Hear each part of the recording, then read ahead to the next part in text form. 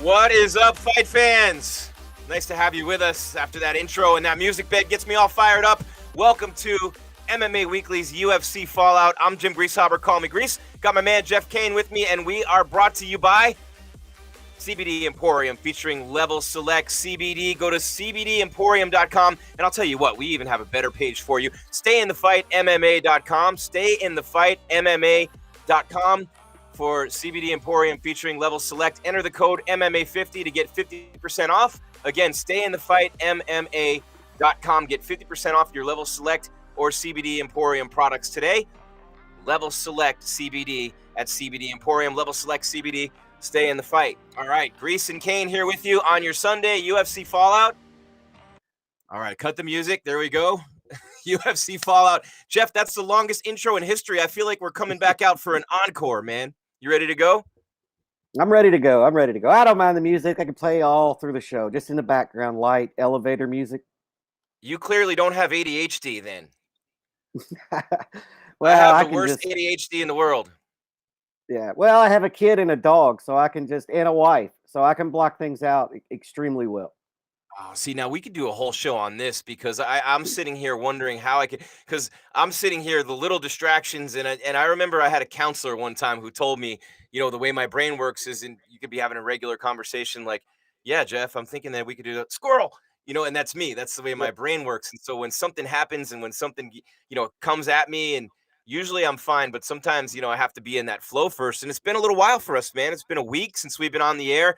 There haven't been any fights this week. The UFC coming back to the U.S. from Fight Island after the big fight card at UFC 257. And look, it looks like every single thing you talked about on the show is taking shape, except the one thing, Jeff, that I still can't come to grips with. No one ever told us what was in the damn bag. We still don't know what was in the bag.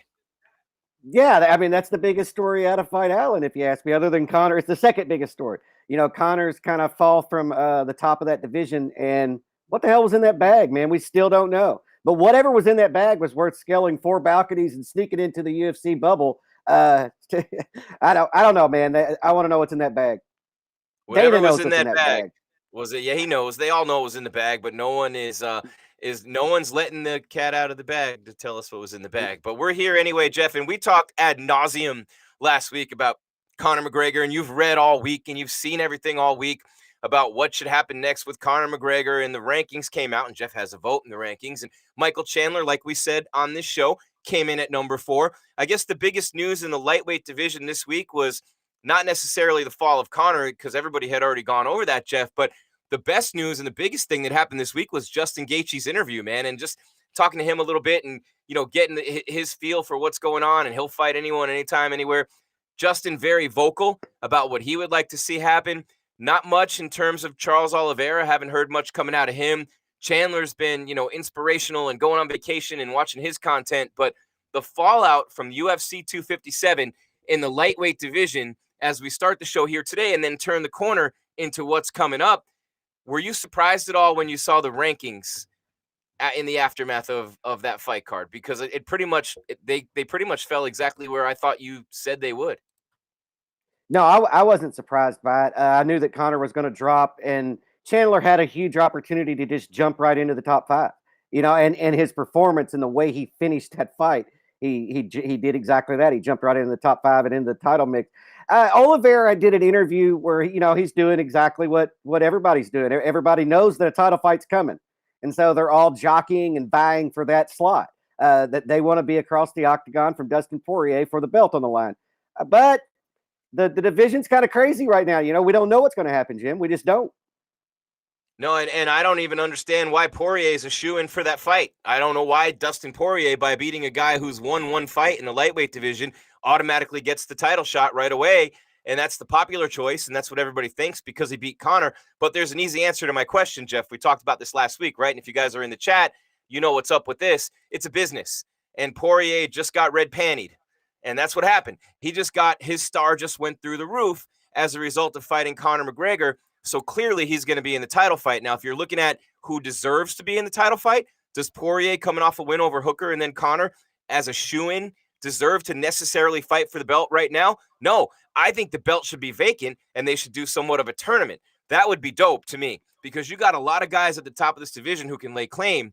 But I guess when you talk about the rankings, Jeff, the one thing that did surprise me is that Kukui's above Conor. So Conor's star is not keeping him at the top of the rankings where it's kept him before. And if we were going to sit here and say that the Conor-Poirier trilogy fight should be next for the belt, Conor dropping down to number 6 doesn't do the Notorious any favors in that conversation. No, it does not. And, El Kukui, what it is with him is his volume of work, right? He's had the 2 bad losses back to back, but his volume of work is, matches up with almost anybody in the division. And so I think that's why he stayed. I think that everybody's kind of still trying to figure out where Tony fits in that division. He was up there at the top for so long, and now that he's suffered those 2 losses, it's kind of hard to figure out where to put him. Because the guys out of the top 5 in the lower half of the top 10 definitely haven't done as much as Tony Ferguson. And but Tony's definitely on taking some hits, big time hits. So I think that these are, look, all rankings are temporary, right? They're just a flash in time. In fact, those rankings are based on fights that happened a week ago. They actually don't mean anything to me today because they're going to be different after the next fight. And so they're just a snapshot in time. And right now, Conor McGregor took a big hit, man. It's going to be hard to put him in a title fight coming off a loss and ranked out of the top 5. Yeah, and not a loss that's just like a typical McGregor loss where he was submitted by Diaz or Khabib saying he's a striker and he got submitted because he got taken down or because he punched himself out and wore down, and then Diaz was lighting him up and then he got submitted. Conor McGregor got knocked out. Conor McGregor got TKO'd. Conor McGregor got finished on the feet. Let me just repeat that. Yep. Conor McGregor got finished on the feet, and that was the worst possible thing anyone associated with McGregor or the business of McGregor could have had happen. And I think Pacquiao's manager said it best. He said, hey, he was angling for a fight with Manny, but the sizzle's it's not there. And Conor was utilizing the fact that Poirier's southpaw to get ready to fight Pacquiao and get a huge payday. So Conor just lost a whole bunch of paydays, including Jake Paul pulling a lot of money off the table. So we'll get to Jake Paul in a minute. But Jeff, thinking about the Notorious at the top of that title picture, I don't think that's there right now for Conor or for the UFC. He needs to win another fight at least first. So the question becomes, who fights Poirier? And then it comes back to what you and I talked about last week. And I went on this I literally tirade over and over again. Gaethje versus Chandler. Gaethje versus Chandler. Gaethje versus Chandler. The winner fights Poirier for the belt. Don't give me this Charles Oliveira stuff, and I know you like him, Jeff, and I'm not trying to be disrespectful, but don't give me the anything other right now than Gaethje fighting Chandler and the winner fights Poirier. I'd love to see Conor fight Ferguson under that scenario, and then the odd man out is Charles Oliveira. Well, look, the old Sesame Street song, one of these things is not like the others. Oliveira has no name. Sorry, you're on the outside looking in. He's on the outside looking in right now, but the UFC, look, the biggest fight they can still make is Conor versus Poirier 3. That's the biggest fight. And so all of the stars are going to try to align to make that fight happen. In order for that fight to happen, you can do it 2 different ways. You can shelf Poirier for an extended period of time and him wait for, like you said, Chandler, Gaethje to fight and maybe even Conor fight somebody else. And then somebody's going to get a title fight, or you could just throw them into a title fight right now and not do any of those fights. I want to see Chandler versus Gaethje. That's the fight I want to see in the whole lightweight division. That's the one. I don't know if the UFC does that. They've got a lot of mileage out of Gaethje, though, and so if Gaethje loses that fight, it doesn't do much to the UFC. If Chandler loses that fight, then you just ruined Chandler after one of the biggest highlight reel debuts in UFC history. So, there's a lot of murky water right now in the lightweight division. It looks like, that there's no real viable title fight. It's kind of crazy. Everybody in the top 5, now that Khabib's not there, Poirier's earned his shot, in my opinion. Poirier's definitely one of the people in the octagon for the title. I just don't know who the other one is. And I agree with you. Oliveira doesn't have the name. It's a beautiful matchup, though. Boy, I'd love to see that fight. But he doesn't have the name. What do you think of what Pitbull said, Patricio? Because he's a Bellator guy and he's not coming to the UFC right now by any stretch, but he said he thinks Chandler's going to beat everybody in the UFC and be the champ, and eventually there's going to have to be that fight of a Bellator champ against the UFC champ. Dana is never wanting to give Bellator anything like that, and I don't think he would, and why would he? But at the end of the day, if you don't get Pitbull over here, and if Chandler does end up being the champ in that division, there's an interesting matchup there. But the reason I bring that up is not to suggest any interpromotional anything. It's to say that Michael Chandler at the top of the division is something that, people are wondering. So do you agree with Patricio Pitbull that Michael Chandler is now the best lightweight in the UFC? No. No, I don't. He's got knockout power, man. He's a dangerous matchup for everybody in the UFC. I'll say that. But honestly, in the UFC, we've seen him chase a guy around for a couple of minutes and then land a big left hand. We didn't see him face somebody with the wrestling pedigree of a Khabib. We didn't see him face somebody with the submission pedigree as of Oliveira. We didn't see him face somebody with the knockout power of a Gaethje. And so I just think there's too many unanswered questions around Michael Chandler. Luckily, we're going to get to answer those questions. Michael Chandler put in a beautiful performance. He's going to get a number one contender fight or a title fight, and those are the only fights that make sense for him. And so we're going to see, and we're going to get to answer those questions, Pitbull. But Pitbull's toeing the company line, right? It looks good on him, right? If Chandler comes over and wins the UFC title, then he can say, oh, man, I'm the UFC champion by default. And all this stuff that people say. There's never going to be a cross promotion. There's never going to be a cross promotion. UFC will not cross promote with anybody. Why would they? Yeah, there's no reason for them to. When you're the biggest one, you don't go down to anybody. When you're an eagle soaring alone at the top, you don't come down and fly with the doves and pigeons, right? Well, they would have. I mean, there was talks with Pride, and then in Fedor with that promotion, there were talks, but it never was going to come to fruition. The UFC's not going to co-promote. They did send Chuck Liddell over to compete in Pride. And so if Bellator were to get a lot bigger and there were a lightweight tournament, I mean, maybe the UFC would send a representative, but Bellator would have to get so much bigger. And there would have to be so much public outcry that they have the number one fighter, kind of like the Fedor. It would have to create an era like that again. And I just don't see that happening. But I understand what Pitbull's doing. It's smart marketing, right? He's tagging himself to Michael Chandler's accomplishments. Without a doubt, because he's the last guy to beat him.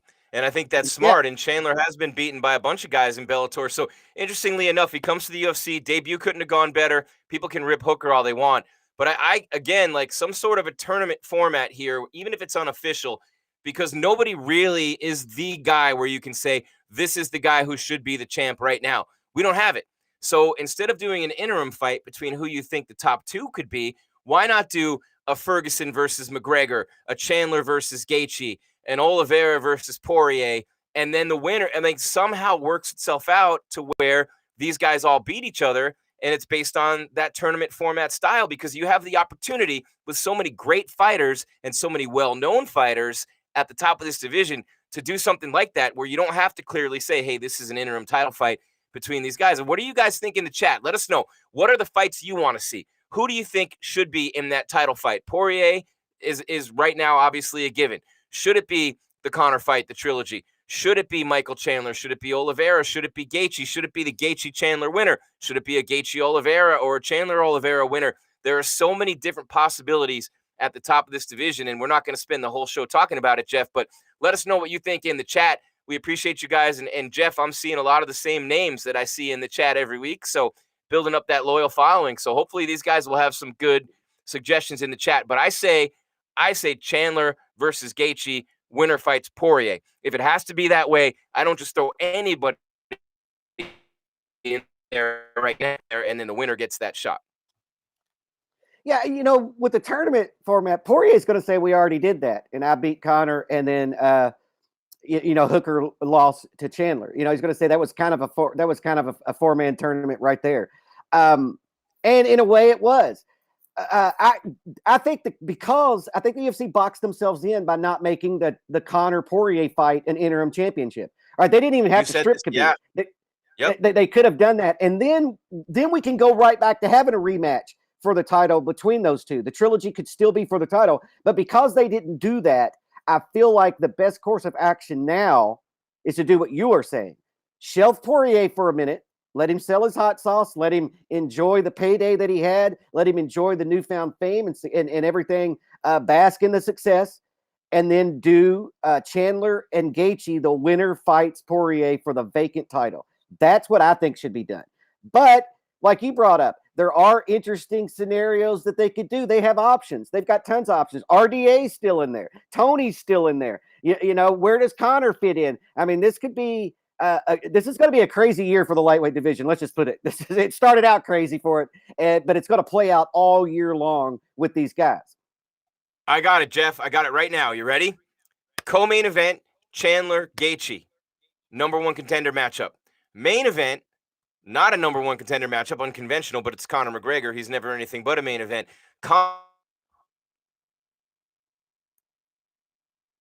The co-main event, the winner of Chandler Gaethje gets the title shot, not Conor or Tony, which is kind of counterintuitive, but again, you're talking about Conor.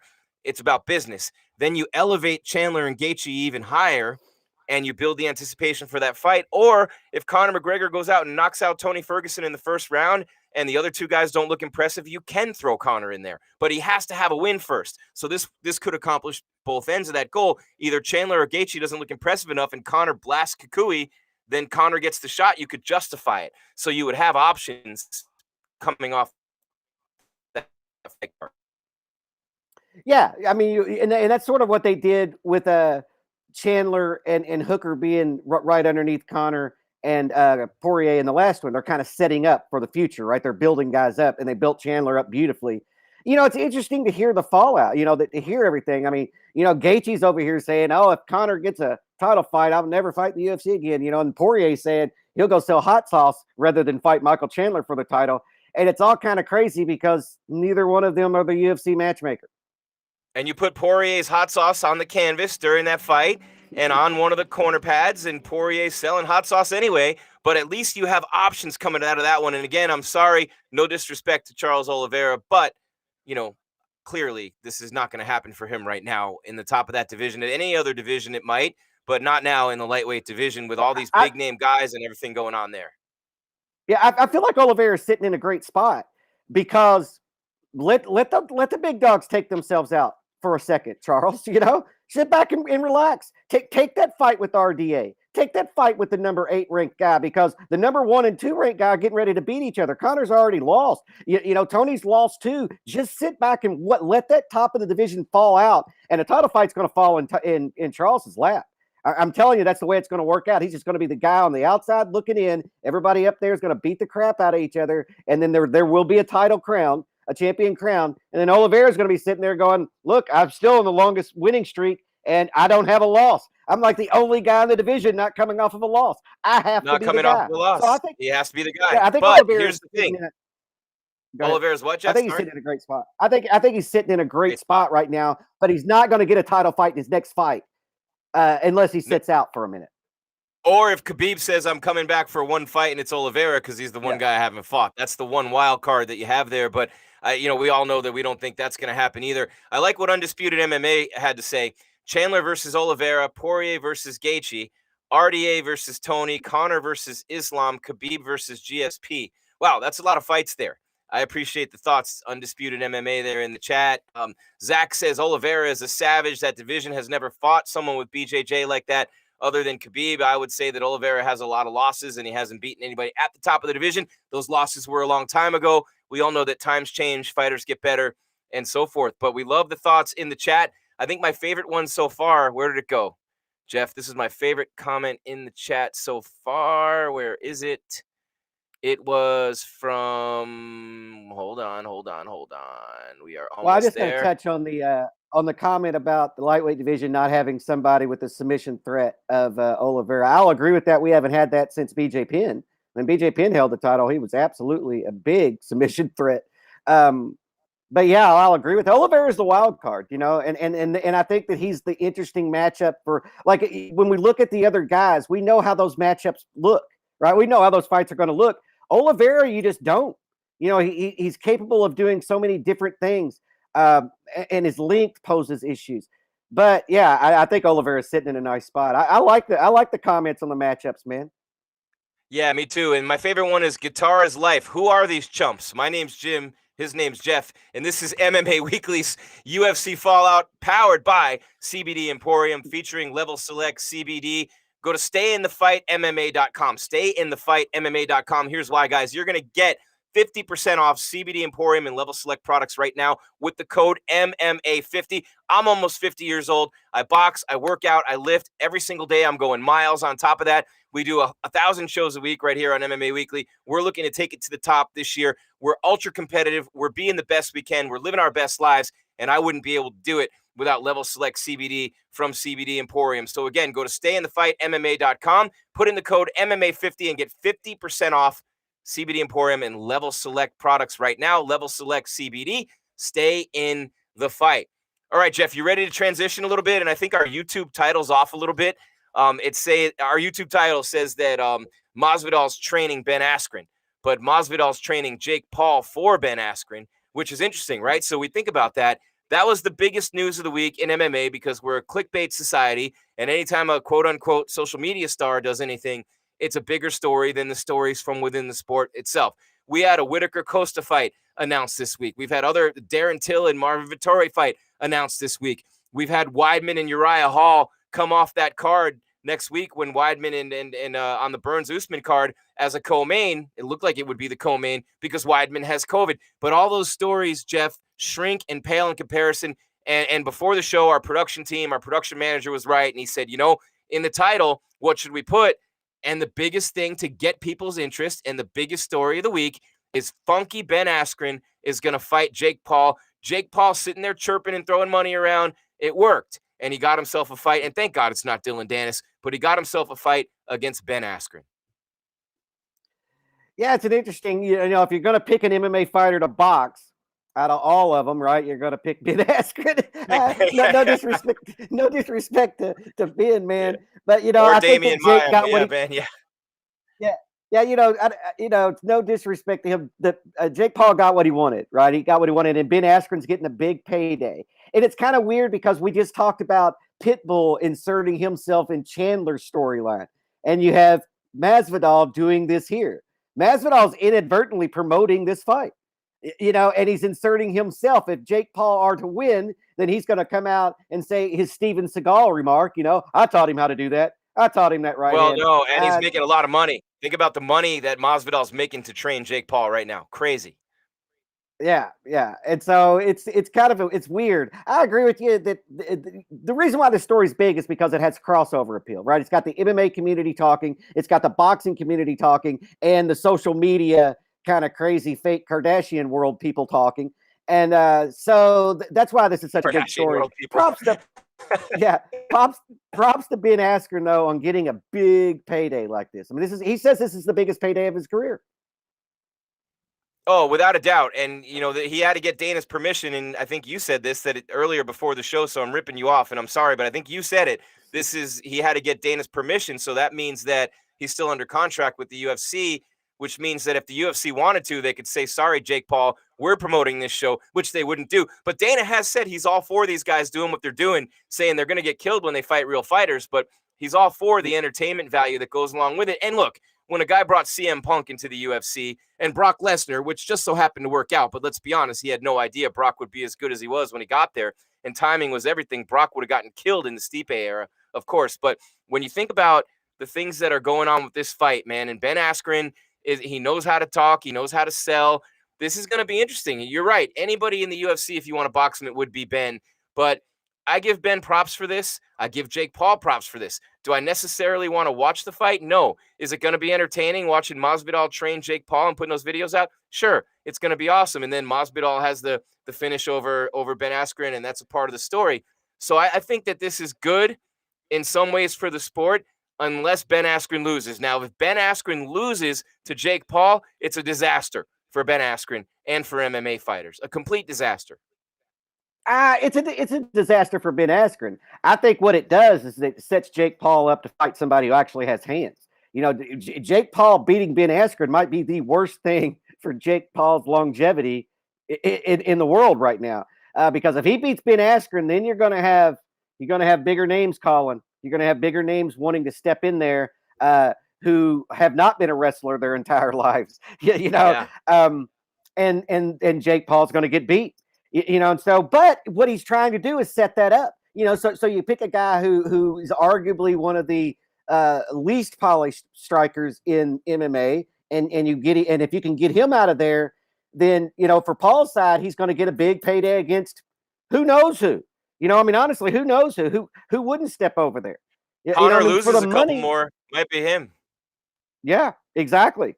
And depending on the money, it might be there before he comes back and fights MMA. You never know. But I'm on the fence about people jumping in line. I go back and forth. I don't like it.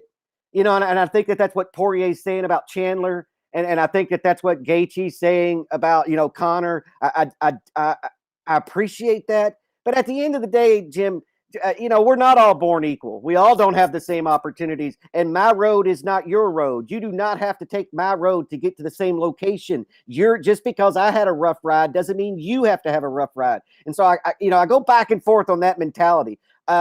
At the end of the day, it's the UFC matchmakers' decisions. And this fight here, though, is just for fun, right? I mean, it is a pro boxing match, but it's basically to sell a bunch of pay-per-views and to see where this guy stands and can he beat up an actual legitimate mixed martial artist in a boxing match. And I would you say Ben Askren? I mean, Ben Askren was undefeated for a long time. I'm not saying he's not a legitimate mixed martial artist, but like you said, if you're going to box an MMA fighter, Ben Askren might be your first choice, and Dylan Dennis might be your number two. Now that you think about it, I mean, you take the jiu-jitsu guys and the wrestling guys who aren't necessarily known at all for their striking, but, the first reaction for any MMA fan, any MMA purist, any MMA fighter is Ben Askren's going to kill Jake Paul. But I'm not so sure about that. Jake Paul can actually box. He can actually box. Now, I'm not saying Ben Askren can't box, but he could never box in the UFC with high-quality caliber strikers. And let's be honest, that performance against Damian Maia, that was embarrassing on both fronts when it came to striking. Ben and Maia, both guys embarrassed strikers everywhere in that fight. Well, I mean, Ben's a mixed martial artist. He's worked on his hands, but here's the deal. When you have the wrestling pedigree and the dominance in the wrestling department that he does, he is not training boxing as boxing. He's training them to set up takedowns. And so to approach this fight, for wrestlers in MMA, the striking becomes opened up because they don't have to worry about takedowns, or they feint takedowns and threaten those takedowns, and that opens up a big right hand or a left or whatever. Ben Askren isn't going to have any of that. He's not going to have any of that. So he has to retrain himself at the way he approaches boxing, because the way he was approaching boxing was to set up takedowns. Now takedowns aren't there. So he has to approach this as a pure boxing standpoint. But look, he's an athlete. He's a high-level athlete, Askren is. I don't know if he wins this fight, man. I don't know. That's why we're all cringe. Yeah, we're all cringe, right? I mean, I don't know who's going to win this fight. I hope it's Askren, but at the end of the day, I don't think it necessarily matters, because all the MMA community is going to say is, well, if Askren lost, we were right about his striking. If he wins, they're going to say, see, told you so. And so I feel like it isn't going to hurt the MMA community. All it will do is set up a bigger fight for Jake Paul with a bigger mixed martial arts name down the road. Hell, it could be Conor, Jim. I mean, it honestly could be.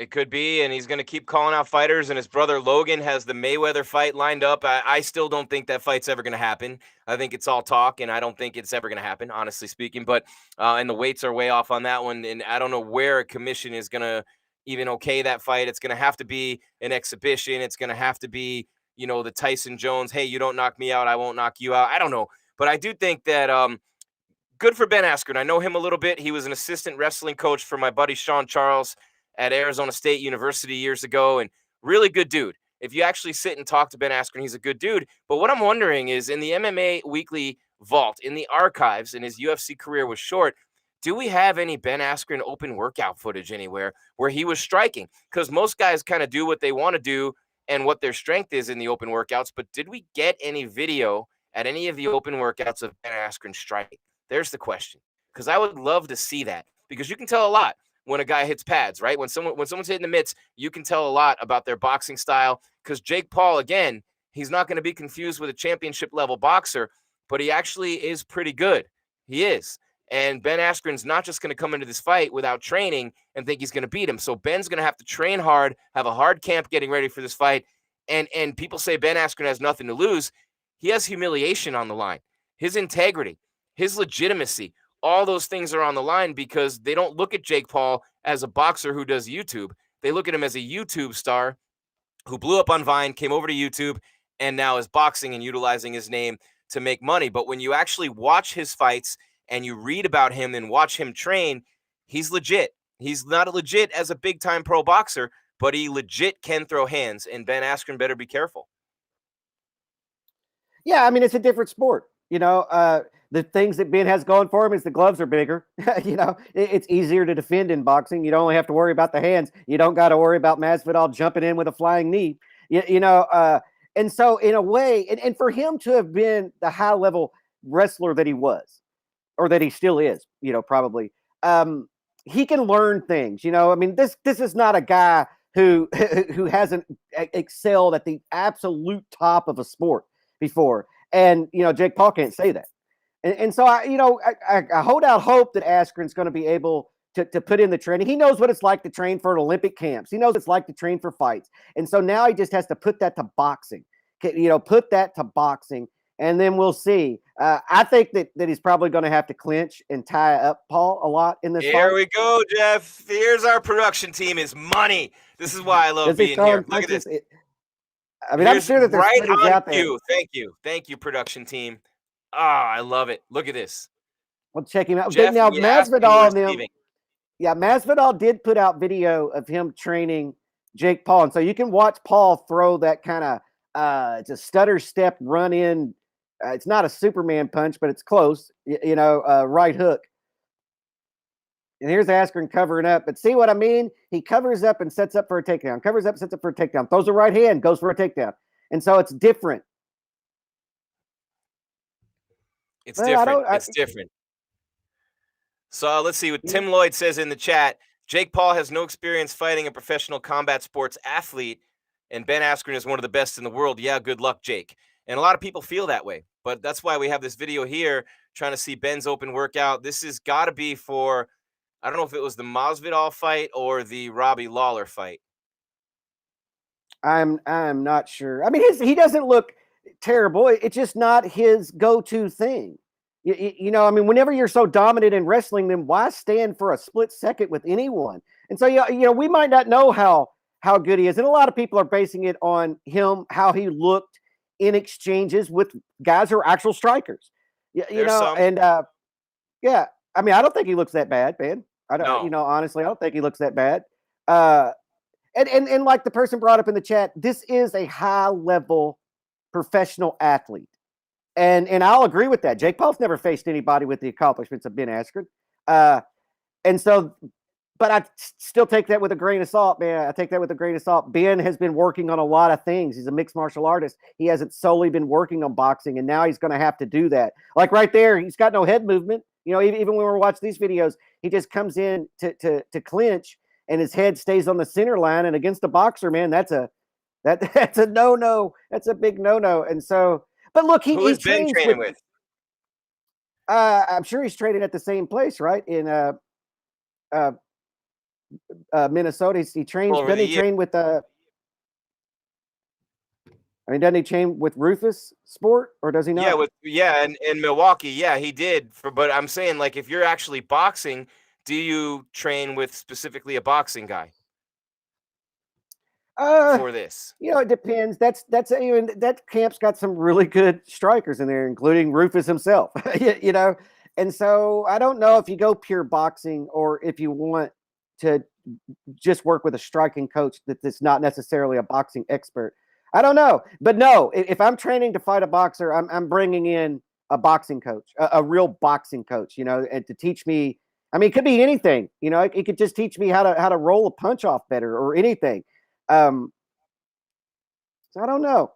It's going to be interesting. Who's got a better dad bod, Askren or Ryan Hall? Usman Akil, who's got a better dad bod, Askren or Ryan? Ben does have a dad bod for sure, and I'm a dad, so I know of these things. But you tell Ben that, and he's not. He has the athletic ability to match a different type of body. It doesn't matter what your body looks like. He's got the athletic ability to be on a world-class level in there with anybody. There are some people in the chat, Jeff, who are saying Jake Paul's going to finish Ben. Even Joe Rogan himself said, hey, this is not a gimme for Ben Askren. Jake Paul's legit. He's no joke. So anybody who just thinks Ben's going to roll in there because he's training at an elite MMA gym and because he's been in the UFC and at one point in time was an undefeated champion, you got another thing coming. Like Judas Priest said, Ben Askren's going to have to train for this and give everything he has in training for this to get this win. I agree. This isn't an easy fight for Ben. I mean, this is the exact opposite of what he's trained his entire life to do. You know, this is the art that he's spent the least amount of time on, probably. But so yeah, he's definitely gonna have to train. But like I said, he's been in there. He's sparred with Pettis. He's sparred with some really high level people. You know, it's not like he hasn't seen punches flying at him. It's not like he hasn't boxed people before. It's just a matter of, is he good enough to beat Jake Paul? And, I don't know. I don't know. It's an interesting question. And I think that you and I'll be watching it, Jim. And I think we'll probably be on air live watching it, right, with everybody else. Yeah, we probably will. I'm interested. Yeah, I'm interested in it, man. I mean, is it a bit of a freak show? 100%. But, man, I tell you what, freak shows sell tickets. Yeah, and Askren, of course, was on a 9-year unbeaten streak before he ran into Masvidal in July of 2019. That was on the Jones Santos Nunes Holly home card in Vegas, and I believe it was the Coco main. And that was the fight that made Masvidal famous. It kicked off the whole run that led him to the BMF. Diaz calling him out in Anaheim, and then the BMF, and then, the short notice title fight against Usman when Gilbert Burns got COVID. So it's interesting that Masvidal's a part of this, and Dana White's got to be loving it because it's giving him publicity. It's driving numbers up for the UFC fighters and the UFC events, even without it being a UFC guy right now in Ben Askren. So I think everybody's loving it. I think when you look at Ben Askren and Jake Paul in this matchup, it's a money fight for sure for both guys. And it is very telling, Jeff, that Ben's going to make more money off this fight than any of his MMA fights. That's very telling about the state of the sport right now. Yeah, look, in all sports, you got that top tier of guys, and mixed martial arts is no different. You have the top tier guys who make the bulk of the money, and then the rest of you kind of fend for yourself down the line. And so, yeah, it doesn't surprise me that, for him to be a world champion in another organization and didn't make the money that he's going to make in this fight, a little bit surprises me, because this isn't a middle of the road journeyman fighter. He's been to the top of at least one organization, right? It wasn't a terrible organization by any means. And so, yeah, that it does sort of surprise me. But then again, not really. I mean, I've been around long enough and I've seen the payouts for these fight cards. They are always top heavy, no matter whether it's boxing or MMA, But yeah, I don't think it says anything about mixed martial arts, man. I think it just says that we're in a different world right now where social media is driving a lot of attention towards certain fights, and so they're going to make the big money. But these are one-offs. These are anomalies. We're going to look back in 5 years and be like, oh, yeah, they had a couple of fights and did really good money. But then that's not going to be the mainstay. Interesting. Paul's favored. Interesting. Dana White's given Ben permission, so obviously he's still under UFC contract, but the UFC won't be promoting this. Dana won't be promoting this. He'll get asked about it, and he'll talk about it, what have you. So the odds right now had Jake Paul opening up at minus 225. He officially has one, so minus 225 is what I'm seeing somewhere. And who knows? The internet's going to have all kinds of stuff everywhere. But I do want to say this about Ben, and this is workout footage from UFC 239, and what a week that was. I mean, talk about that was the week where John Jones raised my hand because I beat this kid in a thumb war wrestling match in the scrum to get that next question in. And what a week that was. And that was when Amanda Nunes got the head kick on Holly Holm, and Santos really pushed John Jones throughout that fight in that main event. It was Masvidal's flying knee on Ben Askren. That UFC 239 card was no joke. But Ben Askren says this, okay? And this is a quote, okay? He said, the one thing that's most annoying, he tries to never get annoyed by what people are saying on the internet, are very stupid and whatever he says. But in my entire MMA career and all the sparring I've done, in my career in the gym, I've been one time, and it was against Masvidal. That's it. And it was the flying knee. He says, I never got buckled. I never got clipped. I never got knocked down.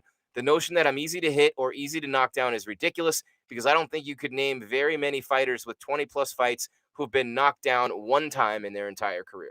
So that's Ben's response to the thought that he's easy to hit or easy to beat in a boxing match.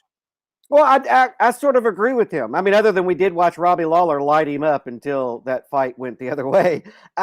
Yeah. I agree with Ben. And Robbie's that we a great all, striker. Yeah. We all kind of, that Masvidal knee is just etched in our psyche, right? You can never undo that once you see it. But I think a lot of people put a lot of stock in that, and that's not boxing. Jake Paul's not jumping at him with a flying knee. And Ben has been in there. He's been a professional fighter for quite a while. He spars as part of every one of his training camps. This isn't new for Ben Askren. I do find it interesting that Dana's not saying much about it. I think Dana's hedging his bets, because if Ben Askren wins, Dana's going to be like, yeah, we cut him. He couldn't even be, he retired. He left the UFC and he's over here beating up these guys. Or if Ben Askren loses, Dana's got the other side of that. Well, he's not a UFC fighter. So I think right now Dana's playing in the middle of the road. But you'll hear from Dana if Ben Askren wins that fight. I guarantee it. Yeah, and I mean, look, the Masvidal fight, look, he shot for a takedown at the perfect time against a guy who was running full speed right at him, knowing that he was going to shoot for a takedown, and it was literally like the close your eyes and swing at the perfect pitch in the perfect location right down the middle. Everything came together in one shot. That's how a knockout like that happens and a finish like that happens. You can say you planned it all along, but you can't plan that kind of perfection in that short amount of time. And of course, Jake Paul's going, it's going to take me 4 seconds, but the question is in the chat, everybody in there has an opinion. Are you guys gonna pay for this fight? Are you gonna buy the fight? Are you gonna buy Jake Paul versus Ben Askren? Let us know in the chat. There you go. I don't know how much it is. How much is it? And this is called UFC Fallout, and there's no UFC Fallout whatsoever, other than the fact that if Ben loses, it's embarrassing for the UFC. UFC Fallout live on MMA Weekly. Jim Grieshaber, call me Grease, Jeff Cain, my man out there in Kentucky with the bourbon and all the good things going on over there right now. It's powered by CBD Emporium, featuring Level Select CBD. Go to stayinthefightmma.com. Get 50% off Level Select or CBD Emporium products right now with the code MMA50 at stayinthefightmma.com. Level Select CBD. Stay in the fight. And Jeff, I'm just teasing you, man. Everybody thinks that iced tea is, and you hide the brand because you're not getting paid for it. So everyone thinks like that's the oldest trick in the book. Like we used to pour, Captain Morgan in the Coke bottle, and we'd be drinking Captain Morgan at the high school dance. But yours is actually legitimately iced tea. It is legitimately iced tea. I don't like bourbon. I drink beers. I'll drink some beers. You're kicked out of Kentucky. You're done. Yeah. Well, I'm kicked out of Kentucky for a lot more reasons than my dislike of bourbon. But yeah, and I don't mind. I'll go. Do you know this? Let me ask this, Jim. Does Jake Paul have aspirations of fighting in the UFC? No. I mean, he has aspirations of making money and fight. I don't think so, no. Okay, because I was thinking that this could be I was just thinking this could be an interesting play, right? If he beats Ben Askren, and then Ben Askren says he won't beat me in an MMA fight, Dana would absolutely put that fight together. And then all of a sudden, Jake Paul is promoting UFC fights, and then Ben Askren absolutely destroys him. And so I don't know, man. Maybe we're looking at the short game, and maybe Jake Paul's playing a long game here that we're not kind of really looking at yet. Yeah, and it's under the Triller Fight Club banner, not Thriller, Triller, Triller, the Triller Fight Club banner. And it's going to have some familiar names: boxing, present and past, social celebrity people, MMA fighters, all competing in boxing matches. Look, it's good for the sport. It's good for the people involved. People make money, and Dana can keep his distance and say he's not really a UFC fighter, whether he wins or loses. So I don't think it's the end of the world either way. It's expected to be in the 185, 190 pound range. Jake Paul's 24 years old. He's worth gazillions of dollars. He has a super hot girlfriend every time you see him. It's his brother who's dating Jose Canseco's daughter, by the way, if you've seen that. And Jose Canseco's been trying to call out Logan Paul like crazy. Not working. When you get Mayweather, you're not going to fight Jose Canseco, right? And Canseco's been down this road and tried to go down this path before. Who could forget Canseco's stab at a pro fighting career that didn't go so well for Jose? But I mean, you remember that one, right? So I think that this is good on some levels. It turns it into a little bit of a circus show, but I'll say this, man. Good for Jake Paul. I'm all for this. Is America, man. You know, get what you can out of what you have anytime you can, in any way you can, and you know, haters be damned. Well, I mean, haters can say what they want. We, the public, drive the sport. You know, Conor McGregor's popular because we make him popular. You know, this fight is happening because we're interested in it as a public. And so, you know, the haters can say what they want. There's enough people that are interested in it for it to happen. And so we only have ourselves to blame. You know, whenever we complain about things like this, we're the ones that are we're the consumer. You know, we're the consumer, and there's enough consumers out there to justify this. And so, yeah, man, it's just the market determines it, and there's a market for this. I ain't hating on Jake Paul. Like I said, I go back and forth, man. I don't like it, but then at the same time, how can you hate on the hustle? Well, no, and you know what the best part is that Snoop Dogg's a partner, not just an analyst. So we get to see Snoop, and you love Snoop's commentary. That was a big part of the fun of watching Tyson versus Jones. So we get another Snoop Dogg on the mic during this fight, which will be fun, right? Well, it's a train wreck. I mean, you know, that's the beauty of it. It's a train wreck. You don't know what's going to happen, and that's why we tune in, right? It's almost, we'll tune in for a spectacle. And Snoop Dogg commentating, a YouTube guy who's also a boxer and a former MMA fighter, man. What's not to like about that? It's yeah, I don't know. You know, Snoop's different. Snoop has his following, and some people like what he does, and some people don't. I don't mind it because it's Snoop, right? It's like, people are complaining about Snoop's commentary. I'm like, do you know who Snoop is? Have you not followed Snoop his whole career? So I don't have a problem. Snoop. But man, I mean, like I said, I'm slowly becoming interested in this fight. Yeah, and people are saying, God, please talk anything but this right now. And you know, I mean, I understand where you guys are going with this, the legitimacy of the sport. The purists don't like it. I remember doing a sports talk show for 20 years, and one of the topics we had in the beginning of my radio run, we sat there and talked for 3 hours about too much advertising inside of a stadium, taken away from. If you go to an NBA game and you sit there and try to watch the game, I mean, you would think that Afrojack is playing the whole time. There's so many LED lights and so many things popping in every direction, you can hardly watch the game. It's just the world that we live in. We live in a world where celebrities are going to be fighting, and they're going to be big time fights, you know, YouTube celebrities, internet sensations, and we're going to see a lot more of this. And I remember, you know, Fox was way ahead of their time. Remember the Tanya Harding, Buttafuoco, and what were some of the other, remember those? The celebrity boxing? This is about like 15 years ago now. Well, you could even go back to like, what was it? MTV had those claymation thing, the celebrity death matches, if you remember those. Oh, those were great. Yeah. Yeah, they're awesome because they weren't real. Sorry, Jeff. Is Brock Lesnar ever going to fight in the UFC again? No. But the celebrity death match, you bring back some memories there. That was a lot of fun. Yeah, and I think that maybe this all did kind of spark from that, right? Because then Fox decided we can do celebrity boxing, and it did work. Dancing with the Stars. It's the same thing. You know, are there not dancers out there that went to Juilliard saying, how the hell does Paige Van Zandt get on a TV show instead of me? Yes. But she's not Paige Van Zandt. And so this goes on in every bit of entertainment, not just combat sports. This goes on everywhere. Dancing with the Stars, Pros versus Joes. Remember Goldie hosting Pros versus Joes for a while? Yeah. Pros versus Joes. That's funny, man. Yeah, like I said, we've seen sort of this go on for a long time. It's just that now it's made its way to combat sports. Undisputed MMA just threw up 3 barf emojis. I'm with you, bro. I actually honestly am. And, you know, I do want to pick up on one thing here before we change and go in a different direction. See ADHD kicking in there, squirrel. But Jeff, just back to real quick. Someone just put Blue Mazar in the chat, put Tony versus Conor. I do think that Tony should be Conor's next fight now that I think about it. I really do. If you're not going to have him fight Poirier, I think his next fight's Tony Ferguson. 2 reasons. 1, it's a big name fight, and it's a fight that could have happened and should have happened over the years. 2, because if you want Conor to pick up another win, this is his best shot at the top of the division. Well, I agree. And to add to that, Tony accepts this fight. Tony accepts this fight without batting an eye. He's Tony Ferguson. Oh, without right? Without I mean, 100%. This is the biggest fight Tony can get. If Tony wins it, then all of a sudden Tony's back in title contention. So it makes sense for everybody all the way around. It's going to come down to whether or not how Conor feels he matches up with Tony Ferguson.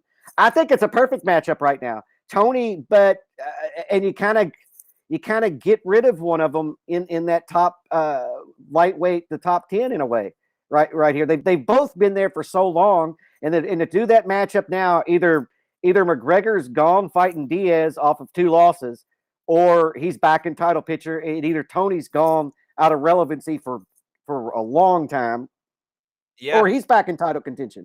I think the fight makes perfect sense. And like I said, I keep RDA in there just because he has name value to the hardcore fans. And so they could do that. And stylistically, maybe that's the better matchup.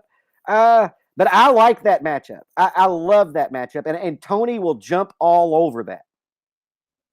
Yeah, he will. And his open workouts are fun to watch. There he is from Khabib versus McGregor. I was actually right there in the front of that on that stage, and just Tony's breakdancing and all his stuff, and coming off the 2 losses. And you said he should have taken a year off after the Gaethje beating. He made weight twice for that fight, wasn't himself in there. He didn't get the Khabib fight, and I don't mean, and then the Oliveira fight after that, he almost got his arm snapped off in round number 1. But I keep saying, like, Tony's not at the top of the division anymore, and I don't want to make it seem like I'm a Tony Ferguson hater. I love Tony Ferguson. If you're a true fan, and if you're someone who does what we do, you have no choice but to love Tony Ferguson. Sometimes he gets in his own way, like cutting weight twice, for example. But when I look at Tony, this is the fight for him. If you're not going to have him fight Conor right now to get Conor another fight before you say you want to give Conor a title shot, then you have Tony fight Diaz. And it's not time. And everyone is saying to me all week long, Jim, it's time for Conor Diaz 3.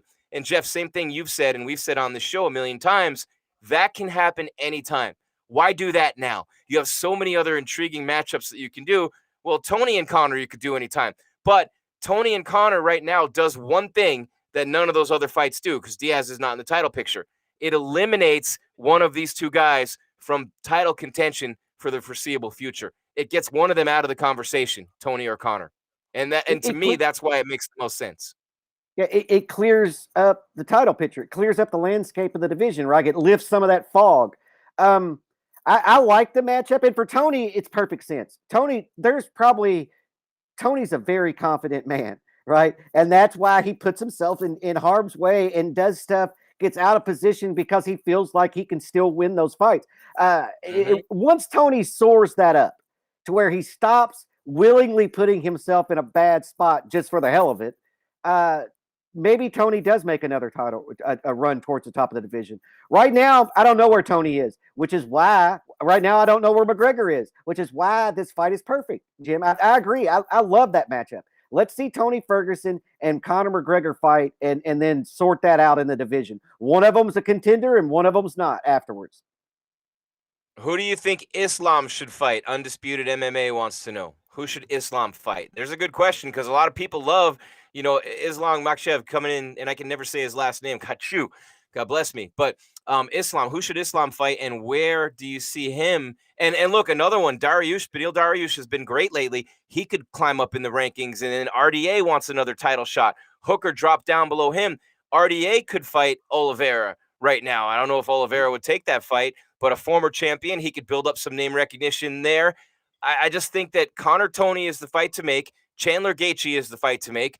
Maybe Oliveira RDA is the fight to make, and then Poirier's kind of sitting on the side selling hot sauce for a while until some of those guys beat each other and we get a more legitimate contender at the top, because right now Poirier is actually the only legitimate guy with a claim to the belt. Gaethje's coming off a loss. Both those guys lost to Khabib, Poirier and Gaethje, and only Khabib, but Poirier beat Gaethje. The rematch would good, but Chandler versus Gaethje, McGregor versus Tony, 2 of those guys are eliminated from title contention right there. And then you got Oliveira and Poirier, and then the winners of those fights, and it thins it out a little bit. Yeah, Islam is the wild card, but I think Islam's the next class, right? Right now, we have these top 5 or 6 guys that are vying for it. All have been around a while, right? And so they're going to sort that out. And I feel like Islam's going to be that next run, that next class. Right now he's sort of an undergrad, in my opinion. But if you want to do rough, if you want to be a mean matchmaker here, you do Oliveira and Islam. Oh, but that would be, then you're doing what Edwards is doing against Khamzat, and you're taking a big risk fighting someone so far down in the rankings. Yeah, but if Islam loses now in his career, he's got plenty of time to get back there. Yeah, No, I'm talking about Oliveira. That would be an awful loss. It'd be a terrible loss for Oliveira. But why Oliveira would he take that one when he's so far up in the rankings? Is my question. Well, he won't have a choice. I mean, what I'm saying is they build some fighters off of other fighters, right? And if you want to build Islam, you're not going to build him off of any of those guys we've talked about. And so you have to go under the top 5, and we get Oliveira, who could be in a title fight. But if Islam beats him, then Islam's legitimate. He's a contender. There's no question about it. If Charles Oliveira wins that fight, then Islam, you got to go back, put together a 3-fight win streak. We'll see you in a year, and then Oliveira stakes a better claim for that top 5 opponent or title fight in his next. It just depends on how the UFC wants to match make this, but they're going to build Islam off of someone, and you have to have a decent name for the UFC to use you in that way. Like an RDA. RDA would be good for that too, ranked at 7. RDA would be extremely good for that. Former champion. Yeah. I mean, it'd be extremely good for that. But see, RDA is also a wild card because I don't know that the UFC is not going to use RDA as that foothold for Conor or Tony, right? Throw that fight together, and then that gives Tony somewhere to either land or disappear to, and it gives Conor somewhere to land or disappear to. And so I felt like RDA was going to fight him. He has yeah. one. And RDA's been RDA. around. Yeah, RDA's been around for a long time. The UFC's if RDA loses his next 3 fights, doesn't hurt the UFC at all. But he also has the name recognition and the resume to where it's an impressive win, no matter who beats him. That's a great point. Yeah, there's so many possibilities here. Jeff, we've got about 10 minutes, 15 minutes left. It's UFC Fallout right here live on MMA Weekly. Jim Grieshaber, Jeff Cain, powered by CBD Emporium, featuring Level Select CBD. Get 50% off right now, Level Select or CBD Emporium products right now. And I'm talking 0% THC, the highest concentration of CBD on the market, making you feel good. The aches, the pains, don't take the pain pills. Don't kill your liver. Easy solution. Level Select CBD from CBD Emporium. You get 50% off right now.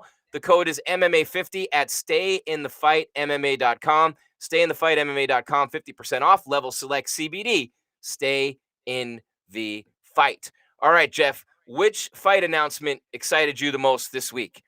Whitaker Costa, Till Vettori. Whitaker Costa, because I think that Costa has something to prove right now, and Whitaker, I think, was brought down a little bit with his losses, and he is determined now to get back to what he once had.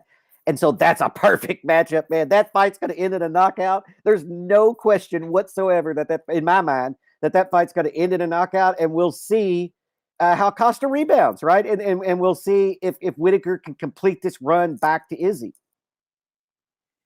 No doubt, and that would be interesting to see. So Whitaker and Costa, obviously, those two guys are the last two who Adesanya beat, and with Adesanya moving up to fight Blachowicz and try to get that second belt, then Whitaker and Costa was clearly the fight to make, but Vettori climbing the ranks gets a fight against Darren Till. And that's interesting because now Vettori was a part of Kelvin Gastelum's camp and his team as KG was getting ready to fight Darren Till. Darren Till's familiar with the style of fighting coming out of that gym, King's MMA. So that'll be interesting to see. Darren Till and Vettori and Whitaker and Costa, those are the two fights at the top of the middleweight division, kind of doing what we're suggesting that they do in the lightweight division. Izzy's on the shelf for a while because he's going up to 205, and the other top contenders are fighting it out. And I like the way that that's going in the 85 division because Marvin Vettori, I think he's going to smash Darren Till, and I think he's going to be right there, clipping at Adesanya's heels, but the Whitaker-Costa winner will get the fight. Now, if Costa wins, he doesn't necessarily have to get the Izzy rematch right away. If Whitaker wins, obviously he does, right? Would you agree with that?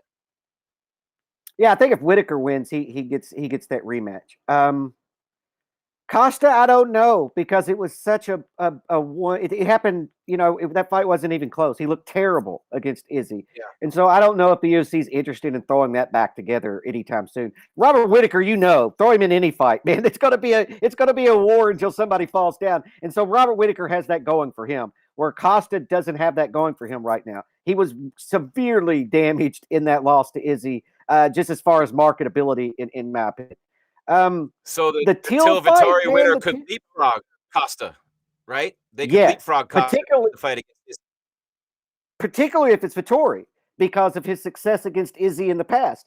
And I think Vittori's on the rise, and Vittori could easily beat Darren Till. Till's also a guy that I don't know where he fits. It's hard to read, man. The guy's extremely dangerous, but then other times he's his own worst enemy as well. And so I don't know. I think that Marvin beats him and beats him pretty handily. But Till's quick, man, and he does have some pretty good kicks, and he's got fast hands and a good jab. So I don't know how that fight's going to go. Just on the surface right now, if you ask who's going to win that fight, I say Vittori's going to win that fight and leapfrog. Unless Whitaker sleeps Costa early, I think Vittori has a great chance of leapfrogging everybody and getting in a title fight in his next fight if he wins, if he beats Darren Till. Yeah, and I don't think Costa's going to have a great opportunity to get that win against. I love Paulo. He's one of my favorite dudes, but Rob Whitaker's a beast, man, and he is legitimately on a mission. He's at his best after some things that maybe took him off his game a little bit, and I can't wait to see the rematch against Izzy. So you give Rob credit for taking this fight. I think he's going to win it, and we're going to see Izzy versus Whitaker, but you never know. I mean, Izzy could beat Blachowicz, and then he's going to defend the 205 first. Maybe by the time this fight happens, Whitaker's the interim champ or Costa. Who knows? But, Jeff, before we wrap it up, I'm excited for this coming week in Vegas. Our MMA Weekly crew will be there. We're launching all new content across multiple platforms this week, so keep your eyes peeled and open. We have our live weigh-in show coming your way next week. We have our post-fight press conference shows starting up again from the Apex in Vegas. But this fight card this coming week, Overeem and Volkov doesn't do a lot to excite me, I have to be honest with you, although they're two solid professionals, two very good heavyweights, and I kind of do have that emotional side of me that kind of wants to see Reem get his title shot and then go off into the sunset because he never did win a UFC title. But the co-main event on this card, Corey Sandhagen versus Frankie Edgar, both guys legitimate title contenders. Just to see Frankie Edgar get another title shot in the UFC, this time at 135, and why not? Aldo just did. But, Petr Yan and Aljamain Sterling, the winner of that fight, probably get the winner of this one, whether it be Sandhagen or Edgar.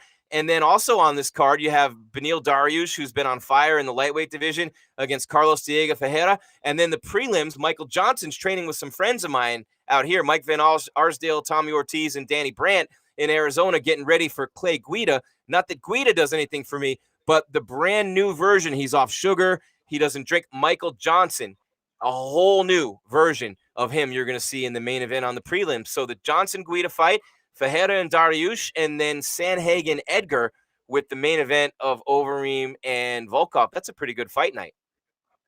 Yeah, it's a great fight night. Michael Johnson's one of those guys that on any given night can be the champion. And then other nights it looks like he can barely hanging on to people in top 15.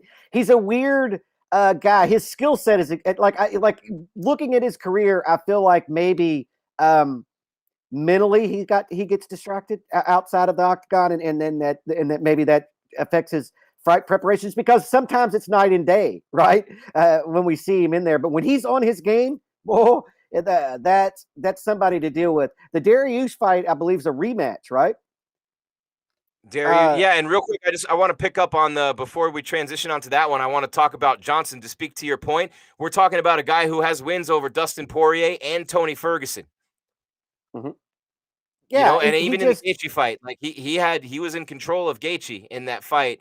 And Gaethje came back and beat him, give him credit. But now, is he that guy, or is he the guy coming off losses to Josh Emmett, Stevie Ray, and Thiago Moises? That's the question.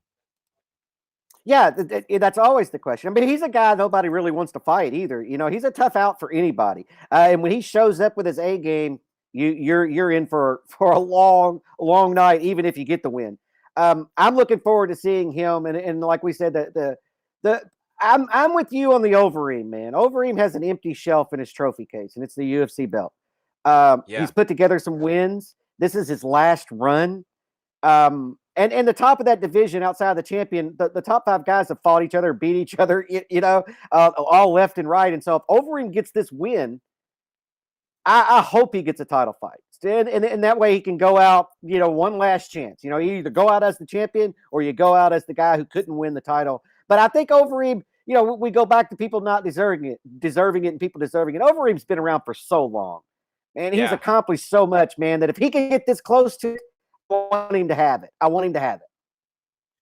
And if he would have gotten his hands on Brock before, no doubt, and or Francis or John Jones. But I'll say this: if Overeem had gotten his hands on Brock before Cain had, we would have rewritten history, and Overeem would have that belt in his case. And as far as the Ferreira Dariush fight, yeah, Jeff, that is a rematch. That fight happened years ago, though, all the way back in 2014.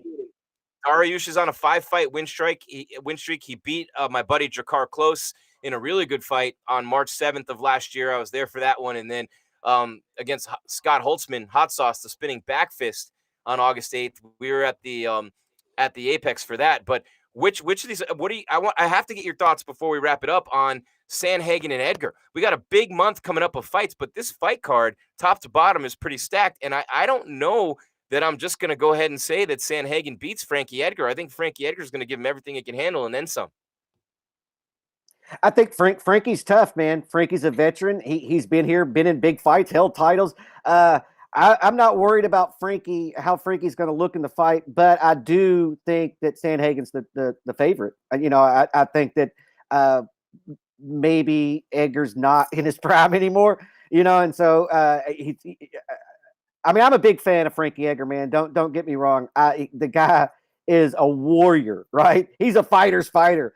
He just goes out there and throws down, and the chips fall where they may. And I love Frankie Edgar, but right now I feel their two careers are going in different places right now. That's how I feel about that fight. Yeah, and Sandhagen number 2, Edgar number 4, Sterling and Jan are fighting coming up, and that's the title fight. But then you have Garbrandt, who's at number 3. The talk was going to be about Garbrandt fighting Figueiredo. Maybe he cuts and fights the Figueiredo and Moreno winner. I don't know, but Cody's, the one guy. Say if Frankie wins, does he get the winner of Jan and Sterling, or does Cody Garbrandt get that winner? Or, there's a lot of things they can do at the top of the bantamweight division. And if Frankie Edgar somehow becomes the champ, is that enough to entice Henry Cejudo out and get Henry back in the octagon to try to get that belt against a legend like Frankie? Because Henry only wants the money fights. Yeah, it might. Frankie's got a good name, but he's not a huge draw. It's got to be. That's an interesting division. That's an interesting division right now. We'll see how that plays. I'm interested to see if Frankie has one more run in him. He's at the top. Because that's a guy who's fought the top of the division in 3 different weight classes now. So I wonder if he can put together another one. Man, he's close. He's like Overeem. He's one win away from getting right back there. But I don't know. I want to see Frankie against Sandhagen to figure out where Frankie is. I'm not sure that he can beat those top guys. No, and then when you're talking about later this month, you're going to have some more answers there at the top of the heavyweight division. So many huge fights coming up, Jeff, in this next month of February, and then March is just crazy with all the title fights. But out of all these fights coming up this week, and then Usman Burns is top heavy on the pay-per-view side, but we're in some dangerous territory here. Who's going to sell buys on this fight? Usman hasn't drawn. Burns hasn't drawn. Kelvin and Heinisch is on there. Munoz Rivera is on there. You just lost Weidman Hall to COVID, and people are saying, don't forget TJ. TJ's got a lot of stuff to prove before I even mention him at the top of the title picture because of, you're out for a long time. You have a lot to prove coming back, but certainly one big win, and TJ's right back in the title hunt. And I don't think he should get a title fight right away coming back off the suspension. And the loss before that to Henry, even though it was at 25. But, Jeff, who's going to sell pay-per-views the following week for UFC 258? I don't know. You're going to have to hope that some drama sparks up to draw a big interest in that. I don't know. But that's the UFC deals with that all the time. They only have a certain amount of stars, and they have to put together these fight cards, and it's a title fight. It's pay-per-view worthy, but neither one of the guys are huge pay-per-view sellers. So yeah, it's going to be interesting to see what happens. Who knows, man? It depends on what fighters are there and how they promote it. In the media leading up to it, and then whatever drama happens, you're always one scuffle at a press conference away from jumping pay-per-view numbers by tens of thousands. Yeah, and Weidman and Hall wasn't exactly going to sell a ton of them either. Although Weidman's got a pretty big name, and they would have done all right. But Weidman with COVID, that's going to be pushed back. It looks like to maybe April now. So that might be actually top to bottom. That might be quote unquote the weakest card on paper. I mean, the Blades Lewis card is pretty good. I don't know, but there's some good fights coming up. I do know this. February is a great month. March right after that with all the title fights. But man, I'm telling you what, I'm really excited. For some reason, that Edgar Sandhagen fight just keeps jumping out to me. I think we're going to see an incredible fight between these two guys. And I actually believe that, Michael Johnson can put on a show. And I think that that Overeem and Volkov is going to be another one of those heavyweight fights that they're both near the top of the division. They're both going to stand there and strike with one another. We could see a highlight reel finish in that fight. So I'm excited for that. And we'll have our weigh-in show coming up on Friday. Jeff will be live for the weigh-ins, and that'll be our preview show. And we'll be live streaming during that fight on Saturday. And we'll have the post-fight press conference and then UFC Fallout on Sunday. So a busy week for us as we kick back in full speed ahead with the UFC following the week off when they left Fight Island. Yeah, man, we're always busy. UFC keeps us busy, man. But yeah, for the next month, we're at the Apex, just coming off the 3 events in 8 days in Abu Dhabi. Right now, those are the only 2 venues in mixed martial arts. Right after March, after this run at the Apex, we do not know. It's TBA. We do not know where those events are going to happen. And maybe Weidman and Uriah Hall gets pushed back to a better time, to where they can do that fight in New York, because it's sort of the battle of New York anyway, right? And I think that fight would, that fight sells a lot better there. Uriah Hall, is he from Queens or Brooklyn? I do not know exactly where he's from. I just know that his camp was up there. Yeah, without a doubt, he's a New Yorker, and that's it's interesting to see. Uriah Hall is New York. It just says fighting out of New York City, of course. But that's interesting, Jeff. There's a lot of great things coming up. We're literally killing it here. We appreciate you guys in the chat room for being here every single week with us. UFC Fallout, Grease and Cain. Jeff, what are your last thoughts of the day, man? Oh, real quick, Thug Rose and Wei Lee. That got announced too. That's in the works. Yeah. Well, man, that's the fight I want to see. I mean, I'm a big fan of both of those women. Now, you talk about different fighting styles. Rose is going to have to do what she did against Andrade, right? She's going to have to jab, move, because you stand in front of her, you're going to take big damage, as Joetta showed.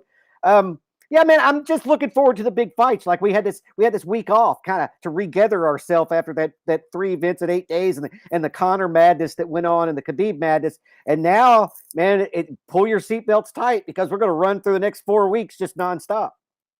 Yeah, that's Jeff Cain. I'm Jim Grieshaber. It's MMA Weekly UFC Fallout right here live, powered by CBD Emporium, featuring Level Select CBD.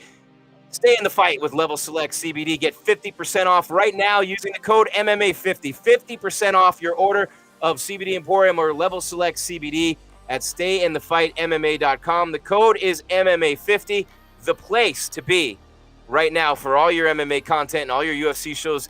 Will fill your cup till it runneth over right here on MMA Weekly. For all of us on the MMA Weekly team, make sure you keep hitting up the site, the YouTube page. A lot of really good content going up there right now. Ken and Jake and our entire team, Hunter Brownstein, everybody, Jeff Cain, just crushing it right now. So for all the men and the great people on our MMA Weekly team who I just mentioned, and all of you in the chat, really appreciate you. I'm Grease right here with Jeff Cain saying thank you for being here.